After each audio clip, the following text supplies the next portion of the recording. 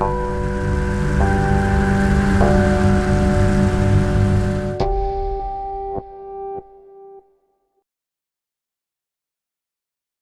petite vidéo rapide ici pour vous montrer comment fonctionne notre kit de gicleur automatique. On a la valve, on a la boîte de contrôle. À l'intérieur de la boîte, il se cache un timer qu'on peut ajuster. C'est lui qui contrôle le temps d'ouverture de la valve. On peut l'ajuster entre 15 et 20 secondes. On a le bouton sur le côté ici pour la mettre soit en automatique, soit à off pour pas qu'elle fasse jamais, ou manuel. Manuel, ce que ça va faire, c'est que ça va simuler. Quand on le met manuel, ça fait ouvrir la valve pour le temps du timer. Cette valve-là ici, c'est une valve qu'on a besoin pour restreindre le débit, le débit de la pompe qui sort l'eau de l'extracteur pour pouvoir bâtir une pression pour que le gicleur puisse avoir un débit intéressant.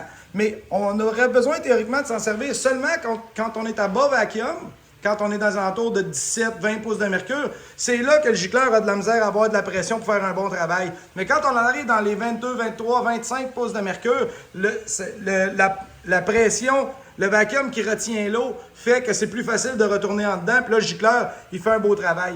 Fait que je vais le laisser démarrer son cycle, puis je vais vous revenir tout de suite. Ça sera pas long. La flotte va activer le gicleur quand elle va tomber à peu près 15 degrés sous l'horizon. Là, on est à haut vacuum. Vous voyez que le débit est normal pour une pompe dans les alentours de 27 pouces de mercure, une pompe 1,5 qu'on a là-dedans. Et le gicleur vient de démarrer parce que la flotte, elle a tombé 15 degrés à peu près sous l'horizon. On a un cycle d'à peu près 20 secondes. Il tourne très bien. Je sais qu'on est plus dur à voir parce qu'il y a de l'eau dans la fenêtre, mais il tourne très bien. Il y a une bonne pression. C'est plus facile de retourner l'eau à l'intérieur que la sortir à l'extérieur. C'est pour ça qu'à bas vacuum, c'est facile de sortir l'eau à l'extérieur. On doit restreindre un peu pour que le gicleur fasse son travail. Le timer va terminer. Et puis, le gicleur va arrêter parce que notre petite valve va fermer. Juste pour vous donner un exemple, là, comment fonctionne le gicleur et la valve pour restreindre un peu. Là, je vais faire une démo, la valve est toute ouverte, le vacuum est bas. Vous allez voir que la gicleur va se comporter étrangement. Là, je n'ai pas besoin de la flotte, j'active manuellement. Là, il spinne comme un fou. Des fois, il ne spinne pas pantoute, il ne se passe rien que ça. Là, ce que je vais faire, c'est que je vais restreindre un peu, à peu près par la moitié.